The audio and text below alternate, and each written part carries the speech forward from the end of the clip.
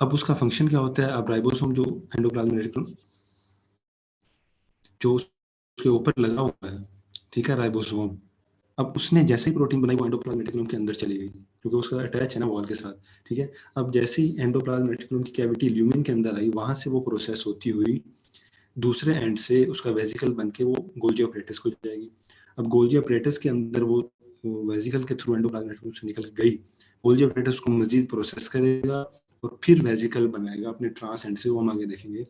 तो वो हमारे पास बाहर सेल के एक्सपोर्ट हो जाएगी, ठीक है।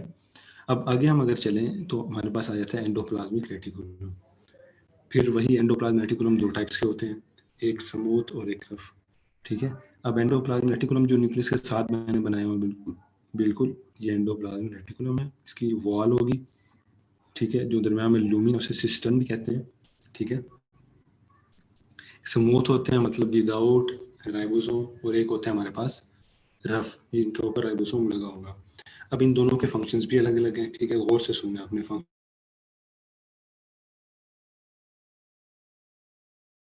स्मूथ, अब रफ एंडोप्लाज्मिक रेटिकुलम का फंक्शन सिंथेसिस और मॉडिफिकेशन और पैकेजिंग प्रोसेसिंग वगैरह। जो स्मूथ है, ये वो गौर से सुनना, बच्चों को रफ का पता होता है, स्मूथ का नहीं पता होता। स्मूथ में हमारे पास क्या करेगा, वो कार्ब्स का मेटाबॉलिज्म जो होता है वो इसमें होता है, ठीक है। सेल में हमने आगे मेटाबॉलिज्म बायोकेमिस्ट्री में पढ़ेंगे। लिपिड की सिंथेसिस करता है ये, और डिटॉक्सिफिकेशन करता है। कोई भी फॉरेन बॉडी आ गई, ठीक है, जिस तरह ड्रग्स ले लिए कोई, उसने वो आ गया, एथेनॉल ले ली किसी ने, वो हमारे पास उसको डिटॉक्सिफाई स्मूथ एंडोप्लाज्मिक रेटिकुलम में होगा, ठीक है। ये इसके फंक्शन है। उसके बाद अगला जो ऑर्गेनेल आता है हमारे पास, गोल्जी अपैरेटस आ जाता है, ठीक है। अब गोल्जी अपैरेटस जो है ना वो न्यूक्लियस के साथ पड़ा होता है, ठीक है, ऑलमोस्ट। उसके दो एंड्स होते हैं, एक वो फेस करता है जो न्यूक्लियस की तरफ, और एक दूसरी तरफ वॉल की तरफ, सेल मेम्ब्रेन की तरफ, ठीक है। वो एंड जो न्यूक्लियस की तरफ फेस करेगा उसे कहते हैं सिस एंड, ठीक है। और वो एंड जो हमारे पास सेल मेम्ब्रेन की तरफ फेस करेगा उसे कहते हैं ट्रांस एंड। अब इनकी इंपॉर्टेंस क्या है, इनकी इंपॉर्टेंस ये है कि जो वेसिकल हमारे पास एंडोप्लाज्मिक रेटिकुलम से आ रहा है, गोल्जी ऑपरेटस का फंक्शन है कि इसमें उसको प्रोसेस करना है, उसकी मॉडिफिकेशन करनी है, उसमें कुछ मतलब लिपिड ऐड करने हैं, प्रोटीन ऐड करनी है, ठीक है, उसको मैक्रोमोलेक्यूल बनाना है और फिर उसको ट्रांसपोर्ट करना है, ठीक है, जो हमारे पास चीज आ रही है एंडोप्लाज्मिक रेटिकुलम से। अब जो चीज एंडोप्लाज्मिक रेटिकुलम से आ रही है वो ये रिसीव करता है सीजेंट से, और उसको एक्सपोर्ट करता है प्रोसेस करने के बाद ट्रांसेंट से। ये बात आपने याद रखनी है, दो तीन, ठीक है। तो ये इसका फंक्शन आ गया। अब नेक्स्ट पेज पे चलते हैं।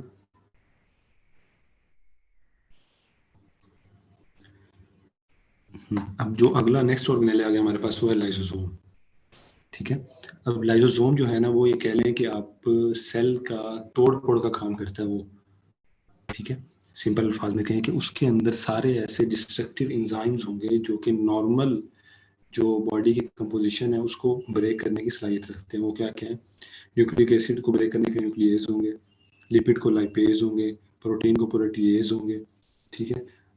इस तरह और भी सुक्रेज, लैक्टेज वगैरह वगैरह सारे एंजाइम्स होंगे, ठीक है। तो हमारे पास क्या होता है कि जब भी बाहर से कोई चीज आती है, तो जो लाइसोसोम के नीचे बिल्कुल लिखा हुआ है एंडोसोम, वो हमारे पास जब भी सेल कोई चीज इंगल्फ करता है, ठीक है, फूड पार्टिकल हो गया, बैक्टीरिया हो गया, कोई भी चीज, तो वो एक उसके इर्द गिर्द वैक्यूल बना देता है, उसे कहते हैं एंडोसोम। अब वो एंडोसोम हमारे पास जाके मिलता है लाइसोसोम के साथ, फ्यूज होता है, ठीक है। अब जब वो उसके साथ फ्यूज हो गया, तब जो हमारे पास उसकी डिस्ट्रक्शन होती है, जो एंडोसोम अपने साथ अंदर पार्टिकल लाया था, ठीक है। अब एक लाइसोसोम के साथ एक क्लिनिकल है इसका, टे सेक डिजीज। अब क्या होता है कि हमारे खासतौर पर ब्रेन में जब हमारे पास लाइपेज एंजाइम ना हो इसके लाइसोसोम के अंदर, ठीक है, लाइपेज एंजाइम की कमी की वजह से हमारे पास लिपिड जो है वो डिस्ट्रक्ट नहीं होंगे, जो एक्सेस लिपिड्स होते हैं। जब वो डिस्ट्रक्ट नहीं होंगे, लिपिड अकोमुलेशन होनी शुरू होगी सेल के अंदर, और जो न्यूरॉन्स हैं वो अपना न्यूरॉन्स के अंदर लिपिड अकोमुलेशन होनी शुरू हो जाएगी, क्योंकि उनके लाइपेज एंजाइम डेफिशिएंट है लाइसोसोम के अंदर, तो वो अपने नॉर्मल फंक्शन नहीं कर सकेंगे। उस वजह से हमारे पास ब्रेन डिजेनरेशन होनी शुरू हो जाती है, इसे कहते हैं टे सेक डिजीज। फिर हमारे पास आता है माइटोकॉन्ड्रिया, ठीक है। ये ना आपको सारी चीज़ें भूल जाएगी, आपको एक चीज़ याद रहेगी अपने एमबीबीएस के बाद तक, वो ये कि mitochondria is a powerhouse of the cell, ठीक है। अब हमारा वाइवा था फर्स्ट ईयर एमबीबीएस का, तो बायोकेमिस्ट्री का सर ने पूछा कि what is the function of, sorry हमारे वो सर थे बीजी खान रहे थे एमक्यूएमसी से ना, तो वो बड़े ना टू द पॉइंट बंदे थे, मतलब जो उन्होंने कहा वही सुनते थे। उन्होंने कहा 10 फंक्शन बताए माइटोकॉन्ड्रिया के। अब मैंने बताया sir this is the powerhouse of the cell. अब इसके आगे मुझे आई ना, ठीक है, मैं बताऊं सर इसमें टीसीए होता है, इसमें इलेक्ट्रो ट्रांसपोर्ट होता है, तो वो तो मैंने बता दिया पावर हाउस है, वो एनर्जी बना रहा है। तो फिर इसलिए मैंने कहा ये बात मुझे याद रहती, बाकी भूल जाए ना भूले। तो माइटोकॉन्ड्रिया के हमारे पास डबल मेम्ब्रेन है, एक बाहर होती है एक अंदर होती है। अंदर वाली जो मेम्ब्रेन है वो फोल्ड बनाती है, ठीक है। वो स्पेस जो अंदर वाली मेम्ब्रेन ने कवर की उसे कहते हैं मैट्रिक्स, और वो स्पेस जो दो मेम्ब्रेन के दरमियान उसे कहते हैं इंटर मेम्ब्रेन स्पेस, ठीक है। अब इसका फंक्शन क्या है, हमारे पास मेन फंक्शन है इसका एटीपी सिंथेसिस करता है, ठीक है। इलेक्ट्रॉन ट्रांसपोर्ट चेन के जो हमारे पास एंजाइम्स होते हैं इसकी वॉल के ऊपर, ठीक है। टीसीए को रन करता है, एटीपी बनाता है, और भी काफ़ी मेटाबॉलिज्म इसके अंदर होते हैं, वो आपको बायोकेमिस्ट्री में पढ़ लेंगे आप। और राइबोसोम इसके अंदर होते हैं, डीएनए इसका अपना डीएनए इसके अंदर होता है, ठीक है। तो कुछ प्रोटीन बनाते हैं, कुछ डीएनए पार्टिकल्स भी होते हैं। फिर हमारे पास नेक्स्ट आता है पेरोक्सिसोम, ठीक है। अब पेरोक्सिसोम जो है ना हमारे पास, पेरोक्सिसोम के अंदर स्पेसिफिक एंजाइम्स होते हैं जो कि वाटर से बनाते हैं H2O2, ठीक है। अब पेरोक्सिसोम के अंदर ये काम हो रहा है, सिंगल मेम्ब्रेन है ये, ठीक है। सिंगल मेम्ब्रेन ऑर्गेनेल है, इसके अंदर हमारे पास स्पेसिफिक एंजाइम होते हैं जो कि H2O वाटर को ऑक्सीजन को लेके H2O2 बनाते हैं। अब H2O2 क्या करता है, कोई भी हमारे पास बाहर से टॉक्सिन आया है, ठीक है, या जिसने फ्री रेडिकल प्रोड्यूस किया है, सारा टॉक्सिन आया, अब ये फौरन उसको न्यूट्रलाइज करता है, अपने जो H2O2 वाले इजाफी इलेक्ट्रॉन्स है ना, उस फ्री रेडिकल स्टेबलाइज करवाने के लिए ये वो H2O2 से इलेक्ट्रॉन ट्रांसफर करता है उधर, उसको स्टेबल कर दिया और खुद वाटर बन गया। इस तरह इट हेल्प्स इन डिटॉक्सिफिकेशन, ठीक है। ये पेरोक्सोम का आपको सिंपल अल्फाज में बताया मैंने। तो उसके बाद हमारे पास आखिरी आ जाते हैं साइटोस्केलेटन। एक्चुअली ये ऑर्गेनेल नहीं है, ये हमारे पास कह लो कि जब हम छत बनाते हैं तो उसमें सरिया डालते हैं, ठीक है, उसमें ईंटें लगाते हैं, बीम लगाते हैं, तो ये एक्चुअली सेल का वो काम करता है, ठीक है। टीआर गर्डर वगैरह लगा दिए, तो उससे क्या होता है, हमारे पास एक तो उस कमरे का आर्किटेक्चर बना रहता है, उसकी शेप मेंटेन रहती है, और उसकी लॉन्गिविटी हो जाती है, मतलब कि बाहर से कोई स्ट्रेस आया, ठीक है, इतना स्ट्रेस पड़ा कि उसकी स्ट्रक्चर बिल्कुल ऐसे पीछे गया, ऐसे कह लो, तो ये उसको उससे बचाता है, उसका अंदर वाला आर्किटेक्चर मेंटेन करके रखता है। इसके 3 पार्ट्स होते हैं हमारे पास, मतलब 3 चीजें मिलकर बनाती है, माइक्रोट्यूब्यूल्स, इंटरमीडिएट फिलामेंट्स और माइक्रोफिलामेंट्स, ठीक है। ये चीजें इसको मिलकर बनाती है। अब ये ऑलमोस्ट हमारे ऑर्गेनेल कंप्लीट हो गए, तो नेक्स्ट पेज पे चलते हैं। हमारे पास आ जाते हैं सेल्स के फंक्शंस। अब जाहिर बात है सेल के हम वही फंक्शन करेंगे जो इसके ऑर्गेनेल फंक्शन करेंगे, ठीक है। बेसिक बेसिक अगर हम देखें तो सबसे पहला तो फंक्शन हमारे पास क्या आ गया, मेन जो हमने पढ़ा है उसको हम कहते हैं सिंथेसिस का, ठीक है। अब सिंथेसिस में हमने क्या क्या कौन कौन से ऑर्गेनेल पढ़े जो जो सिंथेसिस का काम करते थे। सबसे पहले तो हमने पढ़ा रफ एंडोप्लाज्मिक रेटिकुलम जो बनाता है प्रोटीन्स, ठीक है, जिसमें गोल्गी apparatus भी आ जाता है जो प्रोसेस करता है उसको, ठीक है। स्मूथ एंडोप्लाज्मिक रेटिकुलम हमने पढ़ा वो क्या बनाता है, लिपिड बनाता है, ठीक है। फिर गोल्गी apparatus खुद अलग से कुछ चीजें भी बनाता है, वो है हेलोरोनिक एसिड, ठीक है। और हमारे पास उसके बाद सिलिका बनाता है, उसके बाद सिलिक एसिड, ये वो है, ठीक है। उसके बाद हमारे पास गैलेक्टोज बनाता है ये एंजाइम, ये चीजें गोल्गी apparatus खुद सिंथेसिस करता है, ठीक है। दूसरा सेल का जो फंक्शन है वो है डाइजेशन का। डाइजेशन वहाँ होगी जहाँ एंजाइम होंगे डिस्ट्रक्टिव, और वो कहाँ थे, लाइसोसोम में। तीसरा जो इसका बड़ा फंक्शन है वो इंजेक्शन का।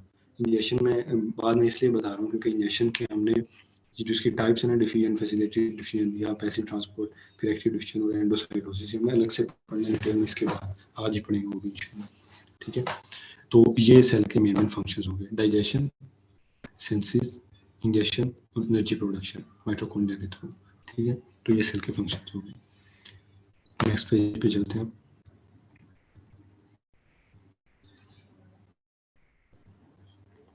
अब हमारे पास कुछ, वैसे ये इतना पूछते नहीं है लेकिन मैं इसलिए बता रहा हूँ कि एमसीक्यू में आता है मोस्टली, और 1.5 नंबर का ऐसे क्यों हमारे दफा आया था ये, difference between animal plant cell या डिफरेंस बिटवीन यूकेरियोट प्रोकैरियोट। तो ये मुफ्त के नंबर है, एफएस सिमेट्रिक हम पढ़ते ही रहे सारा। अब आप लोग सबसे पहले देखें जो सेंटर में मैं लिखा हूँ ना कॉमन, ये वाला सारा, ठीक है, ये कॉमन फीचर्स हैं जो कि दोनों दोनों में होंगे, प्लांट में और एनिमल में। सबसे पहला क्या आ जाएगा, हमारे पास न्यूक्लियस दोनों में होता है, ठीक है। प्रॉपर न्यूक्लियस होते हैं, मतलब बाउंड्री होती है, एनवेलप होती है, उसके अंदर न्यूक्लियोलस होता है। फिर दूसरा हमारे पास एंडोप्लाज्मिक रेटिकुलम दोनों में होंगे। रफ और स्मूथ दोनों में होंगे, राइबोसोम दोनों में होंगे, गोल्जी एपरेटस दोनों में होंगे, माइटोकॉन्ड्रिया दोनों में होंगे, ठीक है, एंडोसोम दोनों में होंगे, फिर माइक्रो जो हमने साइटोस्केलेटन पढ़ा उसके तीनों पार्ट्स दोनों में होंगे। अब साइडों पे जो दोनों कैरेक्टर लिखे हुए हैं वो ये वाले हैं जो इनके डिफरेंट है। अब आप मोस्ट अपने राइट साइड पे देखें तो एनिमल प्लांट के जो डिफरेंस है वो लाइजोसोम, ये सिर्फ एनिमल में होता है, ठीक है, फ्लेजेला जो सिर्फ एनिमल में होता है, ठीक है, कुछ सेल है एनिमल के जिनमें फ्लेजेला होता है, कुछ में नहीं होता, ठीक है। और उसके बाद हमारे पास सेंट्रियोल जो सिर्फ और सिर्फ एनिमल में होता है। अब आप अपने एक्सट्रीम लेफ्ट पे देखेंगे तो आपको प्लांट के वो फीचर जो सिर्फ प्लांट में है वो ये कि सेंट्रल वैक्यूल होता है इसके अंदर। अब वैक्यूल का फंक्शन क्या है, कोई भी वेस्ट प्रोडक्ट आ गया, ठीक है, कोई भी एक्सेस चीज आ गई जो लाइसोसोम का काम था एनिमल में कि उसको इंगल्फ करना, उसको स्टोर करना, उसको डिस्ट्रॉय करना, वो सारा वैक्यूल में होगा, ठीक है, प्लांट में। और जो वैक्यूल की मेम्ब्रेन उसको कहते हैं टोनोप्लास्ट, वो अलग से लेवल की हुई है। फिर हमारे पास होता है क्लोरोप्लास्ट, ये अलग से होता है प्लांट में, एनिमल में नहीं होता। इसके जो अंदर रोलेक्स फॉर्मेशन होती है, हमने पढ़ा था, आपको याद होगा मैट्रिक एपिस में, उसे कहते हैं थैलाकॉइड्स। इसके जो मैट्रिक्स होता है उसे कहते हैं स्ट्रोमा। और सबसे मेन फीचर जो है वो प्लांट में होता है वो है सेल वॉल, जो कि एनिमल में नहीं होता। और प्लाज्मोडेस्माटा जो कि पोर्स होते हैं जो कि एक्स्ट्रा सेलर से सेल वॉल को और सेल मेम्ब्रेन को पाइस करते हुए साइटोप्लाज्म के अंदर, ठीक है। तो नेक्स्ट पेज पे चलते हैं, हमारे पास यूकेरियोट और प्रोकैरियोट के सेल का डिफरेंस है। हमजा भाई, ये नेक्स्ट पेज आप ब्रेक के बाद कैरी करिएगा, कंटिन्यू। चलो शफीक भाई ठीक हो गया। ओके, न्यू लिंक जो होगा ब्रेक के बाद 3:50 पर स्टार्ट होगा न्यू लिंक, ब्रेक के बाद।